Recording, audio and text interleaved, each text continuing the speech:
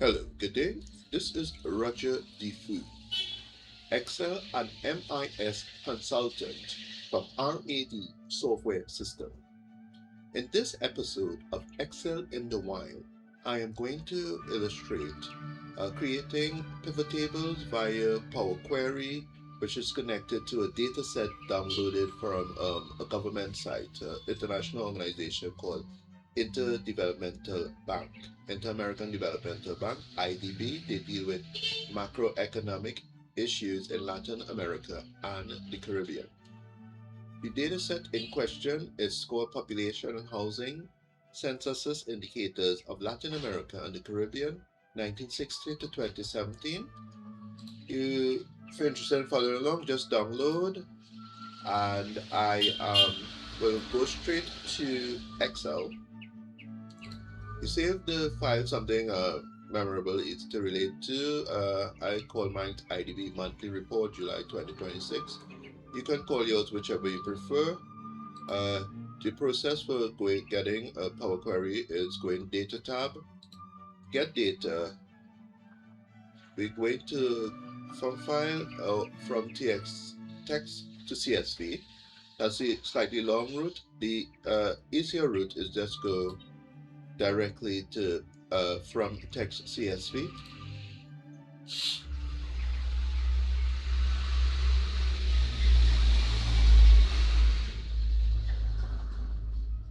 We find the file in question.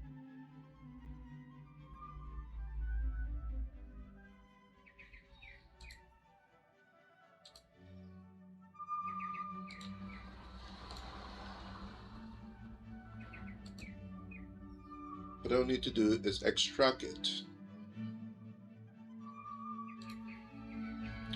I'll leave it as is.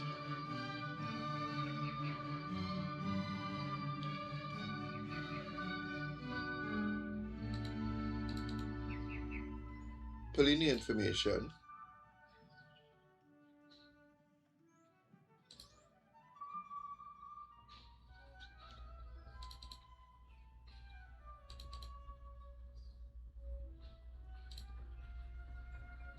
And then begin the analysis for prepping the pivot table.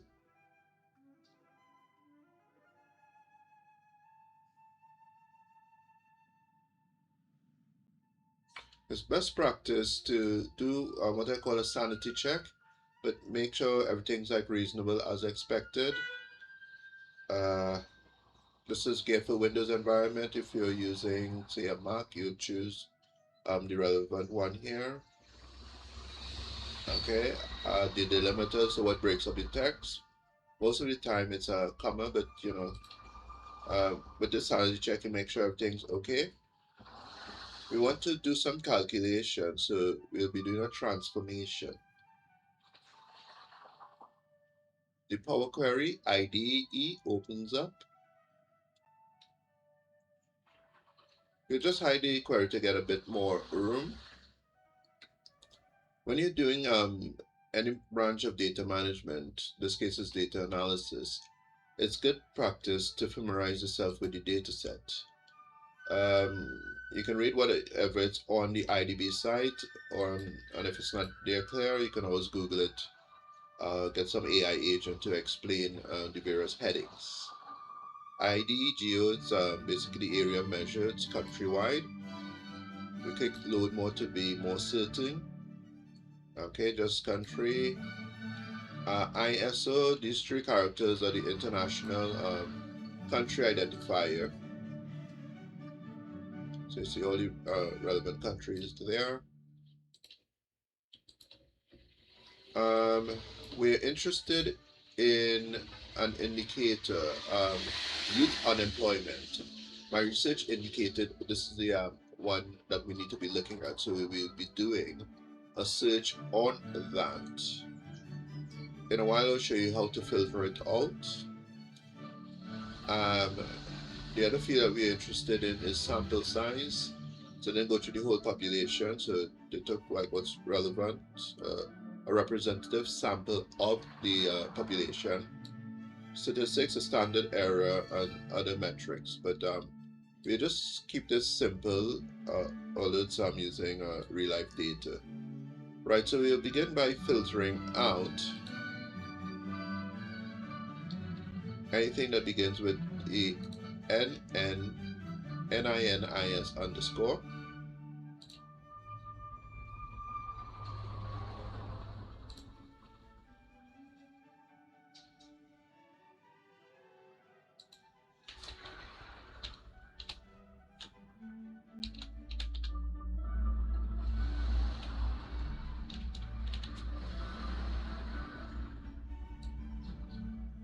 Let's double check that visually.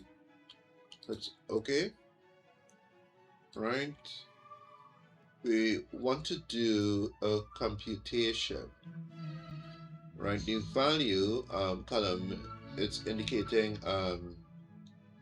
the relative proportion. So I'm going to do an expected calculation.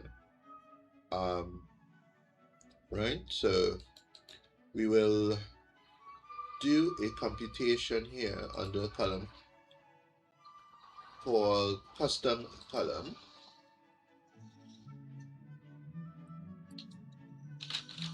Expected population.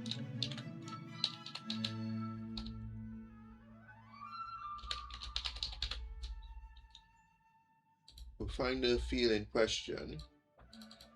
Sample times the value.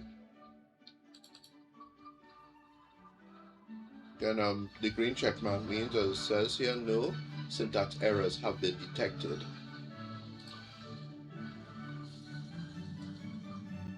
Okay. Right.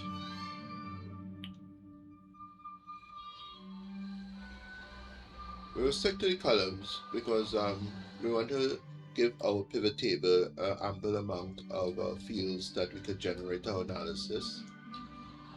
Everything stacks up so far. We are going to load it to Excel.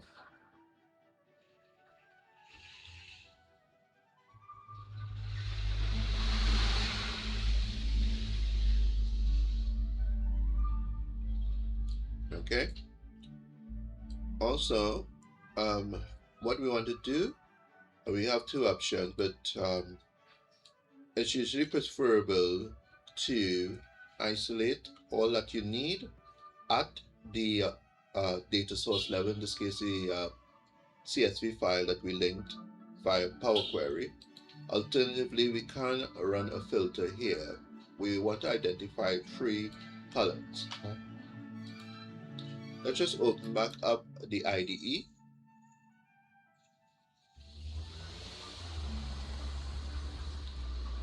We go to the columns that we mentioned. We want to do Argentina, Jamaica, and Trinidad.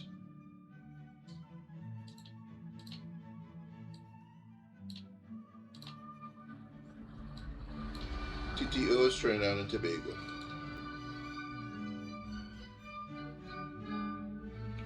Right? We will now just go back to Excel, and you see the relative advantage of Power Query. So it's not like static. Once your requirements change, you can easily go back to the Power Query and refresh. Graphically, we could do the refresh at the front end too. Right. Okay. Now we can go to creating.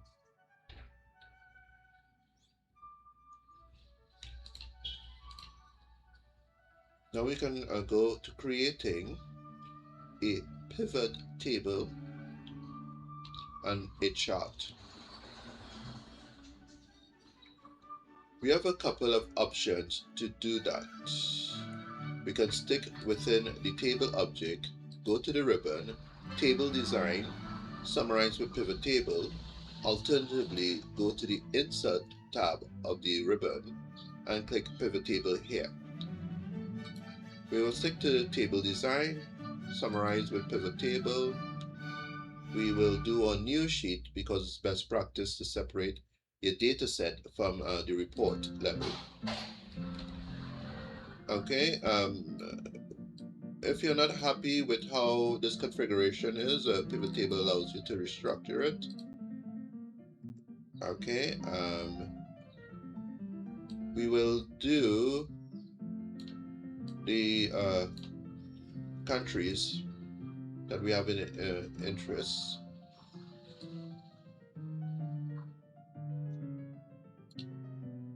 We want to do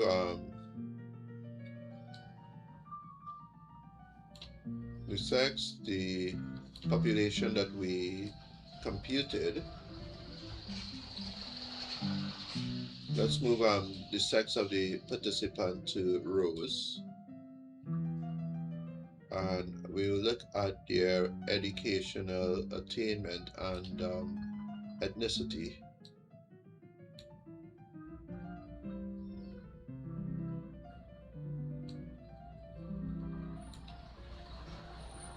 Right? So we can see here, I'll just increase the size.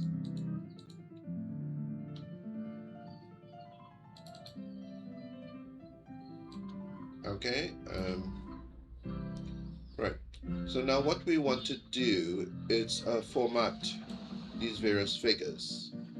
And it's advisable, basically recommended to use the pivot table constructs. So you right click inside a pivot table, you go to number format, and you choose the relevant one. We want to have zero numbers, that's it'll be like preferable. And then we put in 1,000 separators. Click OK. Click OK again, and you see it's nicely formatted. I'm seeing here the total on, say, for example, row 6. Me personally, I want my total to be at the base. Okay, we also have another situation where the data set is giving the word total. My research suggested we change that to be indeterminate or not classified, and we will do that at the Power Query level. Okay, right. So let us go now to design for the subtotals. So all subtotals at bottom of group. So that switches around.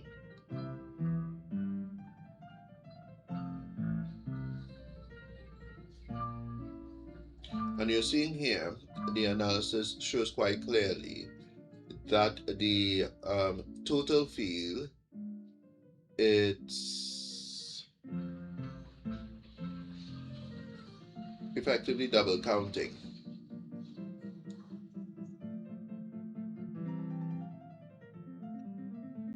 Right? We need to look further into this.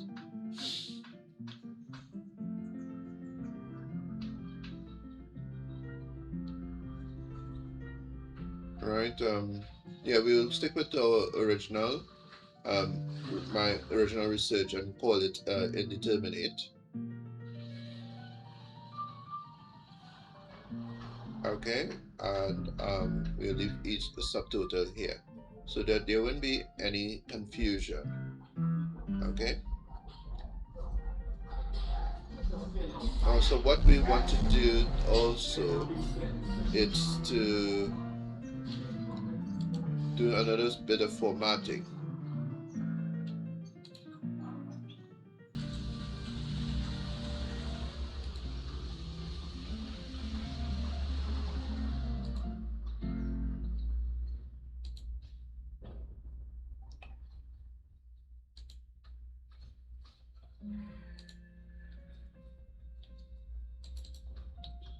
I beg your pardon.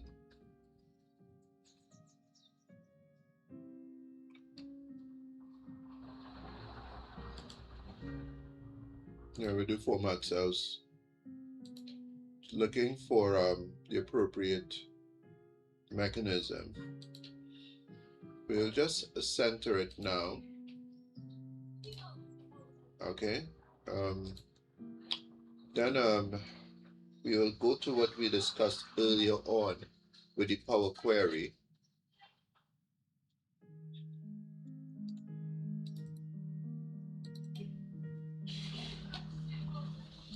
Either double click or right click.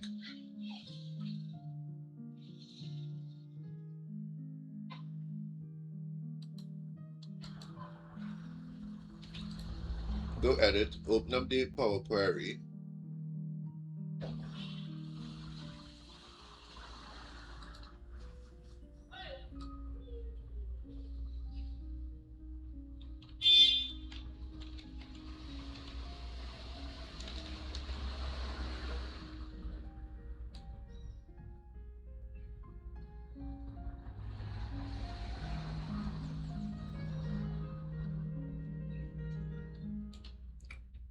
What we want to do now is just replace.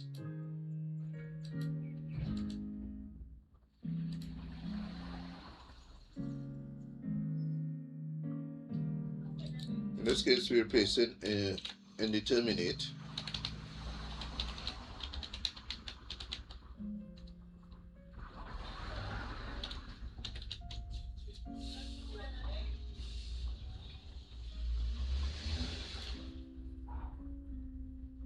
It's processing now. And total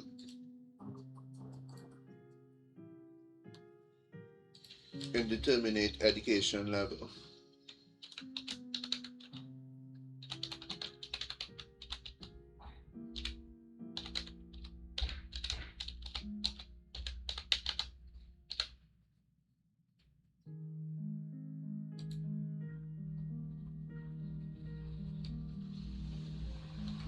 Then we return back to our table view.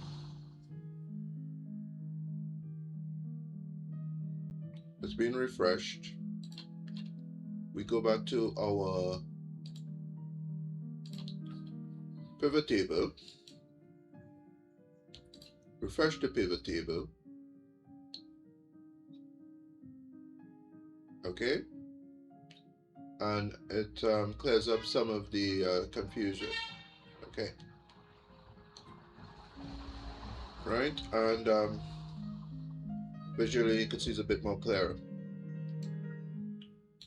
Right, so that's the pivot table element.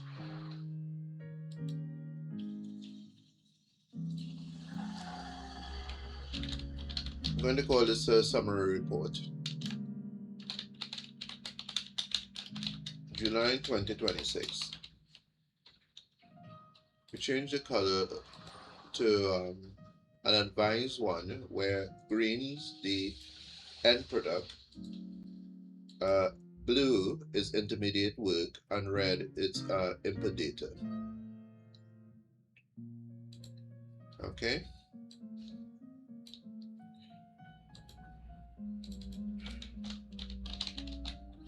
It's good to have a sheet called helper or workings. Let's call it workings. Right. Here we need to add in a pivot chart.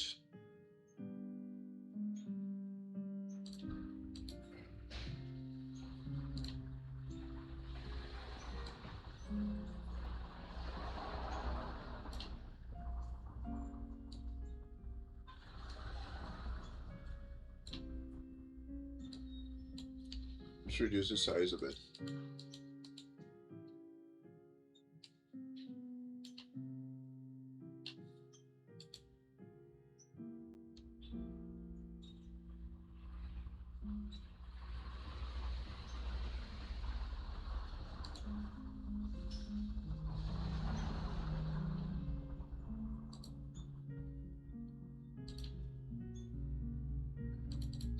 Just tidy up the chart quickly.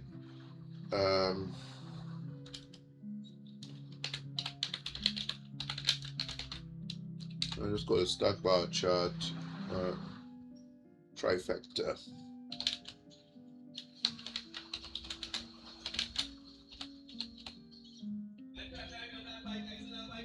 I'll call it a triple group.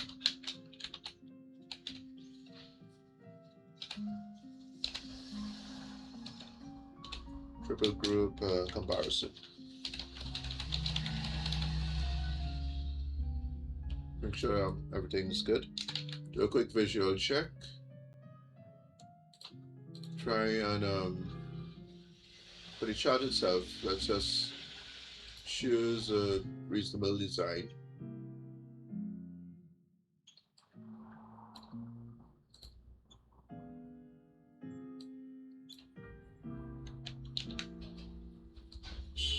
Okay, I'll just be tidying up because I'll be closing off on this tutorial. I wanted to also show like design principles. I'll use a black background.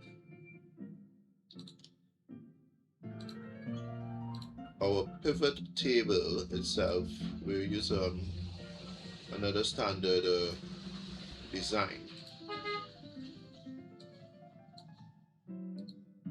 Right, and I'll just insert some rows, put in a little heading.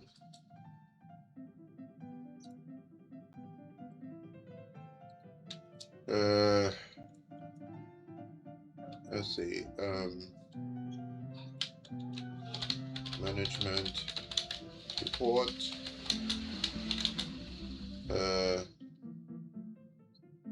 on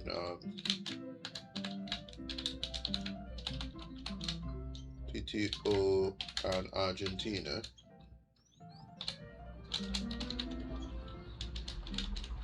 July 2026. Put out the color so that you can see.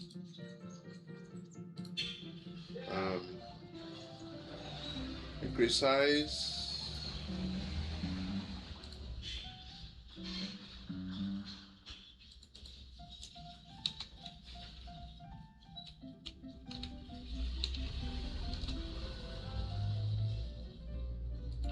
Make sure formatting's a bit of tidying up.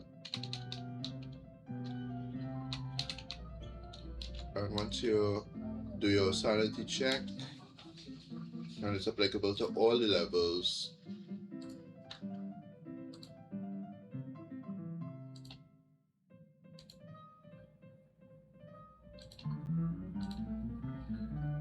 maybe also increase the size a bit more. Alright, wonderful.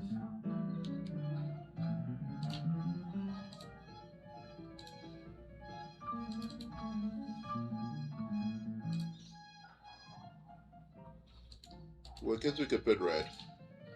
And technically we haven't really done much, but okay, so that's an overview of using Excel tools for management reporting. The tools that we use are pivot table, pivot chart, Power Query for data transformation. Yeah, my name is Roger Defoe, and thank you very much. You have a pleasant day.